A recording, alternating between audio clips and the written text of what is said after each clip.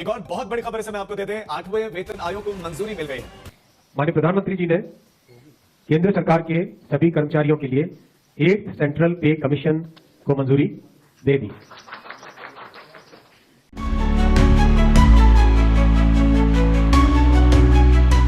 प्रति 10 वर्ष भारत सरकार गोटे पे कमिशन गठन करती जो किसी सीनियर और एक्सपीरियंस मेंबर को नियुक्ति करा जाए और से माने सरकारी कर्मचारी दरमा डीए और पेंशन को एनालिसिस करती और से माने सही समय इन्फ्लेशन को ध्यान रखी गोटे फिटमेंट फैक्टर रेकमेंड करती और सरकार मंजूरी पर से फिटमेंट फैक्टर को आसंता पे फिक्सेशन रे लागू करा जाए। जेमिति 7th पे फिक्सेशन रे फिटमेंट फैक्टर थिला 2.57। अच्छा, इन्फ्लेशन माने हला प्रति वर्ष सबु जिनिसर दरदाम किछि ना किछि बढ़े आ एया को ही इन्फ्लेशन कहा जाए। प्रति वर्ष भारत सरकार इन्फ्लेशन रो गोटे रिपोर्ट बाहर करंती आ एई रिपोर्टटा केमिति बाहर करा जाए गोटे छोटो एग्जांपल दे कहूची। गोटे बास्केट रे डाली चावल तेल लुण अट्टा एमिति किछि जिनिस गोटे किलो लेखाए नियाला धरी नियंतु एतिकी जिनिसर मोट दाम 2024 रे थिला 100 टंका आ सेतिकी ही जिनिसर दाम 2025 आसीबा परे बढ़िकी 106 टंका हेछि ताहाले इन्फ्लेशन हला 6%। सेमिति गत किछि वर्षर इन्फ्लेशन डाटा आपण स्क्रीन रे देखि परथिबे। आशा करा जाउछि जे 8th पे कमिशन 2026 जनवरी रु लागू करा जिवो। न्यूज रे चर्चा होती 8th पे कमिशन हेले मालामाल हेबे सरकारी कर्मचारी 2 गुण हबो दरमा लक्ष लक्ष टंकार एरियर मिलिबो आउ सरकारी कर्मचारी आर्थिक स्थिति रे बहुत बड़ सुधार आसीबो किंतु एक्चुअल रे कोन हबाक जाउची चलंतु देखिया। 8th पे कमिशन फॉर्मली अनाउंस हैला जनवरी 2025 दिल्ली इलेक्शन टाइम रे आउ पे कमिशन रो गठन आ टर्म्स ऑफ रेफरेंस डिक्लेयर हैला अक्टोबर 2025 बिहार इलेक्शन टाइम रे आउ पे कमिशन को 18 मासर समय दिया रिपोर्ट दबा पई।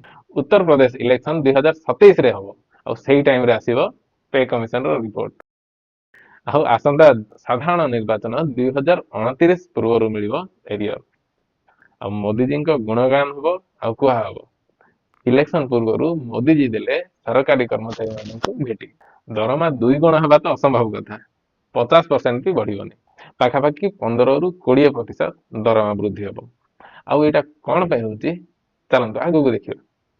वर्तमान आपण स्क्रीन रे देखि परथुवे प्रथम रु 7th पे जाए पे फिक्सेशन रो रिपोर्ट 5th पे रे पाखापाखि 31% दरमा बढ़िथिला आउ 6th पे रे 54% सबु पे कमिशन रु हाईएस्ट आउ फिटमेंट फैक्टर थिला 1.86 आउ जो बेसिक पे ग्रेड पे सिस्टम 2006 रु ही पे कमिशन रे आरंभ होइथिला।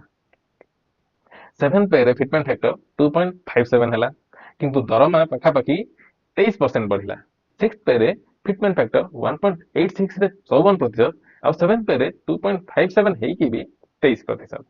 तेनु फिटमेंट फैक्टर भी बेसी किछि इंपोर्टेंस नय मूल कथा होची दरमा केते प्रतिशत वृद्धि पाउची किंतु न्यूज चैनल रे खाली फिटमेंट फैक्टर 2 हबो 3 हबो 4 हबो दरमा 2 गुण 3 गुण हबो एया ही चलीछि।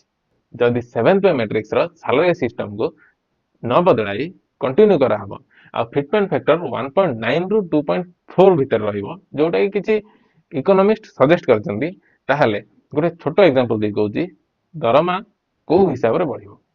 धरि नियंतु जने सरकारी कर्मचारी जगन्नाथ एबे दरमा पाउचंदी 7th पे मैट्रिक्स हिसाब रे लेवल 9 सेल 1 रे ताहाले तांको दरमा हैला बेसिक पे 35400 प्लस डीए 58% हिसाब रे 20532 आउ तांको ग्रॉस सैलरी हैला 55932 टंका आउ 8th पे रे फिटमेंट फैक्टर डिक्लेयर हैला 1.9 ताहाले हबो 25400 तांको बेसिक पे गुणन 1.9 आउ सैलरी आसीबो 67260 टंका आउ डी हबो 0 दरमा बढ़िला 20.2%। सेमिति जदि फिटमेंट फैक्टर 2.5 हबो ताहाले दरमा आसी जिवो 88500 टंका आउ सही परी जदि फिटमेंट फैक्टर 1.8 हैला ताहाले दरमा हबो 63720 टंका। ଯାହାକି 15% ପାଖାପାଖି ପଡୁଛି। ଆଉ ଯଦି ପେ ମ୍ୟାଟ୍ରିକ୍ସ କୁ ବଦଳେଇ ଦିଆଯିବ ଏଇ ସବୁ କାଲକୁଲେସନ ବି ଭୁଲ ଆସିଯିବ। ହଁ, ମୋ ମତରେ ପାଖାପାଖି 20% ଭିତରେ ହିଁ ବଢିବ ଦରମା। ଆଉ ତାର କାରଣ ହଉଛି ଟର୍ମସ ଅଫ ରେଫରେନ୍ସ ଯୋଉ ଡିକ୍ଲେୟାର ହେଇଛି ତାହାର କିଛି କଣ୍ଡିସନ୍ସ। ଚାଲନ୍ତୁ ଦେଖିବା ଟର୍ମସ ଅଫ ରେଫରେନ୍ସ ରେ କଣ ସବୁ କଣ୍ଡିସନ ଦିଆଯାଇଛି। ପ୍ରଥମ କଣ୍ଡିସନ ହେଲା ଦେଶର ଆର୍ଥିକ ସ୍ଥିତିକୁ ଧ୍ୟାନରେ ରଖାହବ। ଆଉ ବର୍ତ୍ତମାନ 2025 ଏପ୍ରିଲରୁ ସେପ୍ଟେମ୍ବର 6 ମାସର ଆର୍ଥିକ ସ୍ଥିତି ଦେଖନ୍ତୁ। 2025 ଏପ୍ରିଲରୁ ସେପ୍ଟେମ୍ବର 6 ମାସର ରିପୋର୍ଟ ହିସାବରେ ଭାରତ ସରକାରର ଇନକମ ହେଲା 17.30 ଲକ୍ଷ କୋଟି, ଆଉ ଖର୍ଚ୍ଚ ହେଲା 23.03 ଲକ୍ଷ କୋଟି। ତାମାନେ 5.73 ଲକ୍ଷ କୋଟି ସରକାର ଲୋନ ଆଣିକି ଖର୍ଚ୍ଚ କରିଛନ୍ତି, ଯୋଉଟାକୁ ଇକୋନୋମିକ ଟର୍ମସରେ ଫିସ୍କାଲ ଡେଫିସିଟ ବୋଲି କୁହାଯାଏ। ଆଉ ଦେଶର କି ଓଡ଼ିଶାର ଆର୍ଥିକ ସ୍ଥିତିକୁ ପୁରା ମାତ୍ରାରେ ବୁଝିବାକୁ ଗୋଟେ ପୁରା ଡେଡିକେଟେଡ ଭିଡିଓ ଦରକାର। ଆଉ ତେଣୁକରି ମୁଁ ସର୍ଟରେ ଫିସ୍କାଲ ଡେଫିସିଟକୁ କହିଦେଇଛି। ଯଦି ଆପଣମାନେ ଇଣ୍ଡିଆର କି ଓଡ଼ିଶାର ଆର୍ଥିକ ସ୍ଥିତିକୁ ଜାଣିବାକୁ ଚାହୁଁଛନ୍ତି ତ କମେଣ୍ଟରେ ଲେଖନ୍ତୁ, ମୁଁ ନେକ୍ସଟ ଟାଇମ ପୁରା ଗୋଟେ ଭିଡିଓ ନେଇ ଆସିବି। ଆଉ ଦ୍ୱିତୀୟ ଟର୍ମସ ଅଫ ରେଫରେନ୍ସ ହେଲା ଦେଶର ଡେଭଲପମେଣ୍ଟ ୱାର୍କ, ଯେମିତିକି ରୋଡ, ଇନଫ୍ରାଷ୍ଟ୍ରକ୍ଚର, ହସ୍ପିଟାଲ ଏଇ ସବୁ ପାଇଁ ବି ପର୍ଯ୍ୟାପ୍ତ ଟଙ୍କା ରହିବା ଦରକାର।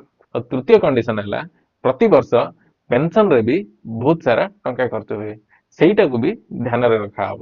ଆଉ ଚତୁର୍ଥ ହେଲା ବିଭିନ୍ନ ରାଜ୍ୟର ଆର୍ଥିକ ସ୍ଥିତିକୁ ବି ଧ୍ୟାନରେ ରଖିବା ଦରକାର। ଆଉ ପଞ୍ଚମ ହେଲା PSU ଆଉ ପ୍ରାଇଭେଟ ସେକ୍ଟରକୁ ବି ଧ୍ୟାନ ଦିଆଯିବ। ଏମିତି ନ ହଉ ଯେ ସରକାରୀ କର୍ମଚାରୀ ଆଉ ପ୍ରାଇଭେଟ କର୍ମଚାରୀଙ୍କ ଦରମାରେ ବହୁତ ଫରକ ଆସିଯିବ। ଶେଷରେ ଏଇଆ ହବ ଗ୍ରୋସରୀର ଦାମ ବଢିଯିବ, ପନିପରିବାର ଦାମ ବଢିଯିବ, ପେଟ୍ରୋଲର ଦାମ ବଢିଯିବ, ଇଲେକ୍ଟ୍ରିକ ବିଲ୍, ପାଣି ବିଲ୍, ଗ୍ୟାସ ବିଲ୍, ଘର ଭଡା ସବୁ ବଢିଯିବ। ଆଉ ଆପଣମାନେ ଯେତେବେଳେ ପଚାରିବେ ଉତ୍ତର ପାଇବେ ଏଇଥିରେ ବା ଦରମା ବଢିଲା ଆଉ ଦାମ ବଢିବନି କି?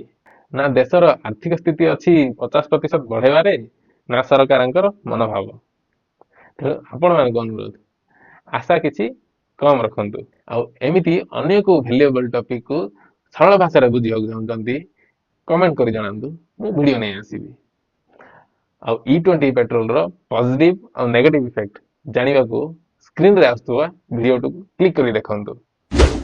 ଆଉ ଚ୍ୟାନେଲଟିକୁ ସବସ୍କ୍ରାଇବ କରନ୍ତୁ, ଲାଇକ୍ କରନ୍ତୁ ଆଉ ଭିଡିଓଟିକୁ ସେୟାର କରନ୍ତୁ। ପୁଣି ଦେଖା ହବ ନେକ୍ସଟ ଭିଡିଓରେ।